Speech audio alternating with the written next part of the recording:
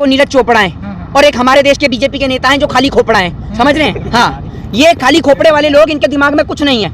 इतना बड़ा बड़ा एडवर्टाइजमेंट करा रहे हैं, भाला फेंकने में नीरज चोपड़ा होंगे और आपको एक बात बता दूं, लंबी लंबी फेंकने में नरेंद्र मोदी जी होंगे। तो ये जंतर मंतर जहाँ पे ढेर सारी पुलिस रहती है, 100 मीटर की संसद भवन है, किसान संसद वहीं पे चल रहा है। देखिए, मैं आपको एक बात बताऊं, बीजेपी वाले जो भी बोलते हैं, हम उन बयान को लेकर एक भी बात नहीं कहेंगे। जानते हैं क्यों? क्योंकि हम नहीं चाहते कि उनकी बात और भी लोगों तक पहुंचे, क्योंकि इससे देश में हिंसा होती है और देश में हिंसा के चलते लाखों हजारों परिवार घर से बेघर हो जाते हैं और हम इस देश के अंदर वो नहीं चाहते। भारत देश की राजधानी दिल्ली, जो कि अभी कुछ समय पहले आपने दिल्ली के अंदर दिल्ली राइट्स देखे होंगे, दिल्ली दंगे होते हुए देखे होंगे।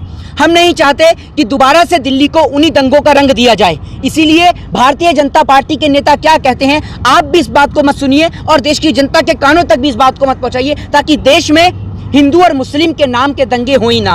और आपको एक बात बता दूं कि आपने अगर जंतर मंतर की बात करी तो 70 रुपए पेट्रोल पर भारतीय जनता पार्टी की नेताइन जंतर मंतर पर, और अब है ये छू मंतर, अब लापता है ये, उस जंतर मंतर पर जा रहे हैं। लेकिन जंतर मंतर पर जाकर इनके मुंह से एक बार भी ये आवाज नहीं निकली कि देश की राजधानी में एक बेटी के साथ में बलात्कार होता है। वो बलात्कार की घटनाएं, एक और भारत देश की बेटियां वहां ओलंपिक में गोल्ड मेडल लेके आ रही हैं और हमारे देश की सरकारें उनके साथ में पोस्टर्स तो चिपका रहे हैं, एडवर्टाइजिंग तो कर रहे हैं, लेकिन सरकारों के मुंह पर टेप और ताला और सरकार की दलाली का फेविकॉल इतना चिपक गया है कि इनके मुंह से आवाज नहीं निकल रही है इस बात को लेकर कि ये जो बहन बेटियों के साथ बलात्कार हो रहा है। अरे आज भी 21वीं सदी के भारत में पहले हाथरस कांड के अंदर एक बेटी को जलाया गया।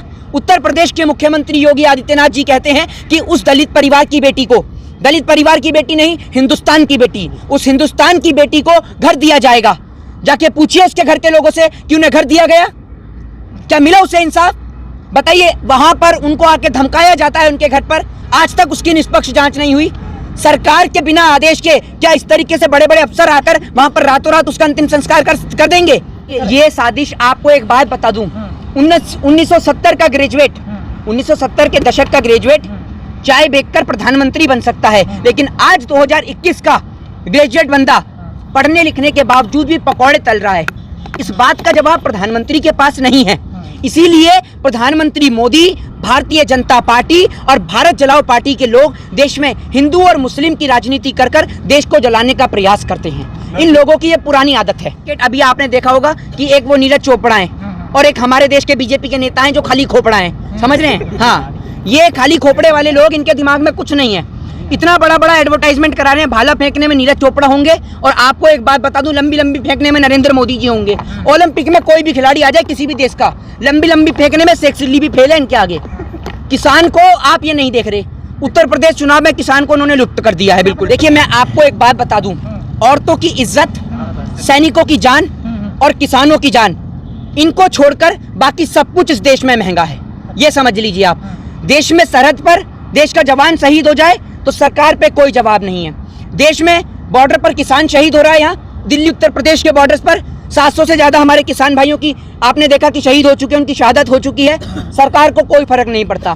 दिन प्रतिदिन महिलाओं के साथ रेप, बलात्कार जैसी घटनाएं बढ़ रही हैं, सरकार को कोई फर्क नहीं पड़ता। आपको मैं एक बात बता दूं, एनसीआरबी की रिपोर्ट के मुताबिक 2016 से 2019 तक उत्तर प्रदेश में आपराधिक गतिविधियां कम नहीं हुई है, बढ़ी है। ये मैं नहीं बताता, ये एनसीआरबी की रिपोर्ट बताती है। इसमें 20% तक का इजाफा हुआ है। और आपको बता दूं कि यूपी में साल 2017 में महिलाओं के खिलाफ अपराध के 56,011 मामले थे, जो कि 2018 के अंदर 59,445 हो गए हैं। लेकिन उत्तर प्रदेश की सरकार कहती है कि उत्तर प्रदेश में सब कुछ बेहतर है और उत्तर प्रदेश के मुख्यमंत्री को ऑस्ट्रेलिया बुलाया जा रहा है। तो भैया, ऐसे मुख्यमंत्री जो महिलाओं को सुरक्षा प्रदान ना करा सकें, देश की बहन बेटियों की इज्जत आबरू को ना संभाल सकें, किसानों को ना संभाल सकें, मेरे ख्याल से ऐसे मुख्यमंत्री को ऑस्ट्रेलिया क्या, जहां बुलाया जाए वहां भेज दिया जाना चाहिए। है ना, ये मतलब योगी आने के बाद रिपोर्ट हुई है, पहले रिपोर्ट नहीं होती थी ना। पहले रिपोर्ट नहीं होती थी। अभी पहले तो रिपोर्ट इस बात की होती थी कि कितने किसानों ने आत्महत्या करी, लेकिन सरकार के पास 2016 के बाद का आंकड़ा ही नहीं है कि कितने किसानों ने आत्महत्या करी। बताइए, है तो सरकार के पास आंकड़ा। सरकार के पास किसी भी चीज का डाटा, एक्यूरेट डाटा उपलब्ध नहीं है। सरकार सारी बातों को लगातार झूठा ठहरा देती है, सरकार की किसी भी बातों पे यकीन नहीं होता और देश में अंधभक्त का दिमाग इतना खराब हो चुका है कि कल मैंने सड़क पे खड़े होकर बोल दिया कि दिल्ली में तो बहुत गर्मी हो रही है, तो एक बंदा बोल देता है क्यों, कांग्रेस के राज में नहीं हुआ करती थी। अब मतलब सर्दी और गर्मी को भी अंधभक्त सोच रहे हैं कि कांग्रेस और बीजेपी से लेकर। अभी आपने देखा कि राजीव गांधी खेल रत्न पुरस्कार का नाम बदल दिया गया, पहले तो योगी, अब मोदी, ये दोनों मिलकर नाम ही बदलने कुछ काम नहीं कर रहे। राजीव गांधी कांग्रेस वाले ना समझे कोई भी, राजीव गांधी एक खिलाड़ी भी थे जिन्होंने ओलंपिक में देश के लिए बहुत सारे पुरस्कार लेकर आए, उनका नाम बदल के आज ध्यानचंद पुरस्कार कर दिया गया है। एक बात आप बताइए, अगर आपको नाम बदलना है तो हम आपको बताते हैं कि नाम कहाँ का बदला जाए। जिस स्टेडियम का नाम बदल के प्रधानमंत्री मोदी के नाम पे रखा गया, भारत देश के अंदर जो हमारे देश की बेटियां हैं, हमारे देश के भाई हैं जिन्होंने ओलंपिक में स्वर्ण रत्न प्राप्त किया है, उनके नाम पे रख दिया जाना चाहिए। अरुण जेटली स्टेडियम जिसका नाम फिरोजा कोटला था, उसको बदलकर नाम रखा जाना चाहिए बहन बेटियों के नाम पर जो ओलंपिक में गोल्ड मेडल लेकर आ रही हैं, उनके नाम पर रखा जाना चाहिए, जिससे भारत देश का गौरव ऊंचा हो। नेताओं के नाम पर रखने से कौन सा देश का गौरव ऊंचा होता है, चाहे वो नेता कांग्रेस के हो चाहे बीजेपी के हो, सबका हटाया जाना चाहिए। देखिए, मैं आपको बता दूं कि नेत्रहीन क्रिकेट वर्ल्ड कप प्लेयर के सामने आज पेट पालने की लालत आ गई है, उनके पास 2 वक्त की रोटी खाने के लिए पैसे नहीं है। आज देश की सरकारें जब गोल्ड मेडल आ रहा है देश के अंदर, तो देश के अंदर दिल्ली मेट्रो से लेकर उत्तर प्रदेश के बॉर्डर तक और उत्तर प्रदेश से लेकर मध्य प्रदेश तक तमाम जगह पर बड़े बड़े पोस्टर लगाए जा रहे हैं। लेकिन जो हमारे देश के लिए स्वर्ण पदक लेकर आए, हमारे देश के लिए आज ओलंपिक से आने वाले, चाहे वो नीरज चोपड़ा जी हों, चाहे वो तमाम हमारे देश की बहन बेटियां हों जो गोल्ड लेकर आई हैं या सिल्वर भी लेकर आई हैं, हम उनका दिल से सैल्यूट करते हैं। लेकिन उनको भी बताना चाहते हैं कि सरकार ऐसी है कि आज देश के अंदर जिन लोगों ने पहले गोल्ड मेडल लेके आए, आज उनके पास रोटी खाने तक के पैसे नहीं है। तो एडवर्टाइजमेंट इसलिए कर रही है ताकि प्रचार से वोट ले सकें। मोहित जी, लखनऊ गर्ल वाला कांड तो सुना होगा, थप्पड़ कांड जी, इस बारे में क्या विचार है? देखिए, ऐसा है कि महिलाओं के साथ में, देखिए मैं आपको बता दूं कि महिलाओं को जो छूट दी गई थी उसके तहत हुआ है, लेकिन उसके लिए मैं आपको बता दूं कि देश के अंदर सभी महिलाएं ऐसी नहीं हैं। उसमें एक निष्पक्ष जांच और कार्रवाई हुई, उस कैब ड्राइवर की जो इज्जत थी उसको वो वापस लौटाई गई क्योंकि देश के तमाम पत्रकारों ने उसका साथ दिया। लेकिन उस बात को आप छोड़िए, उससे बड़ा मुद्दा देश में बेटी के साथ बलात्कार का है, उससे बड़ा मुद्दा 8 महीने से डटे देश के किसान का है, उससे बड़ा मुद्दा उत्तर प्रदेश में बढ़ते रेप, चोरी, डकैती इनका है। कि आधुनिक युग के प्रधानमंत्री नरेंद्र मोदी जी, जिन्होंने देश की जनता को नंगा किया, देश की जनता के तन से कपड़े उतारे और खुद ने 10 लाख का सूट पहना।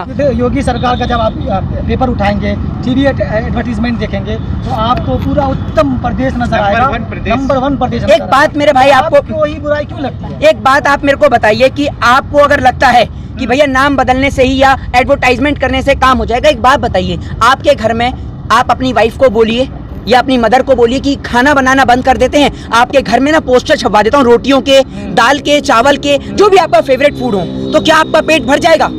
पेट भरता है लोगों का रोटी से, न कि एडवर्टाइजमेंट देखने से। और जो आपने काम किया है ना, उसके लिए आपको एडवर्टाइजमेंट करने की जरूरत नहीं है। राशन भी तो दे रहे हैं, सरकार दे तो रही है राशन, 5 किलो राशन दे रहे हैं। 15-15 लाख रुपए से आ गए 5 किलो गेहूं, और वो चना देने पर है, आ गए ना औकात पर, है नहीं?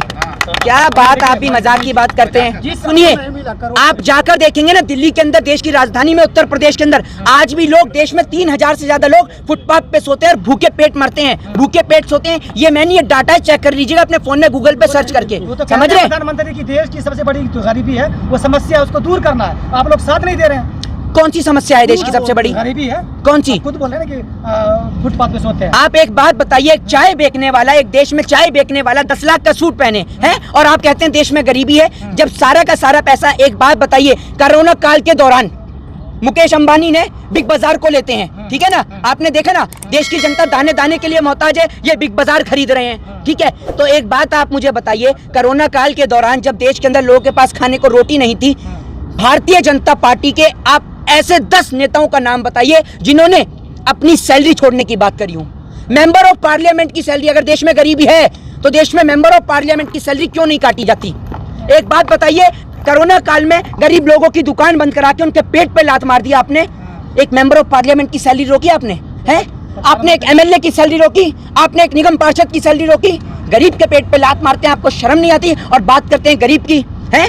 आप चाय बेचने का ड्रामा करके इस देश को दिखाते हैं और आज 10 लाख का सूट पहनते हैं। आप देश को पागल बना रहे हैं, देश से छिपा रहे हैं सब चीजें, और आप सोचते हैं जो आपके विरोध में बोलेगा उसको उठा के जेल में बंद करा देंगे। डालिए, कितनों को जेल में डालेंगे बताइए ना, कितनों को जेल में डालेंगे? किसान धरने पर बैठे तो धमकी मिलती है कि लखनऊ आके दिखाओ, आपका बक्कल उतार देंगे। अरे आतंकवादी है ये, आतंकवादियों का बक्कल आपसे उतारा नहीं जाता है। आतंकवादियों को तो आपकी पार्टी के लोग सपोर्ट करते हैं, बहन बेटियों की इज्जत आबरू आपकी पार्टी के नेता लूटते हैं, और आप यहाँ किसान की बक्कल उतारने की बात करते हैं। आतंकवादियों की अगर आपने बक्कल उतारी होती ना तो पुलवामा में हमारे देश के जवान शहीद नहीं होते। आप ये पता लगा लेते हैं कि वो अलकायदा का आतंकवादी है या किसका आतंकवादी है। 350 किलो RDX और जेलेटिन का आज तक पता नहीं लगा पाए वो कहां से आया। योगी जी ये दावा क्यों करें कि हम 300 सीट लेकर आएंगे? 300 सीट बिल्कुल लाएंगे। उत्तर प्रदेश के लोग हैं, उनको काम पसंद आ रहा है योगी जी का। अरे 300 सीट लाएंगे इसलिए कि ट्रेन की टिकट कटेगी इनकी।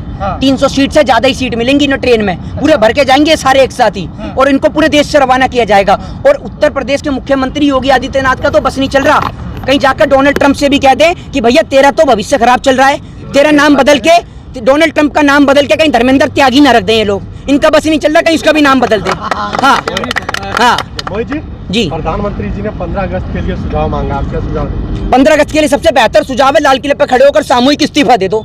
इससे बेहतर कोई सुझाव ही नहीं है। देश के अंदर देश के अंदर बहन बेटियों की इज्जत आबरू लुट रही है?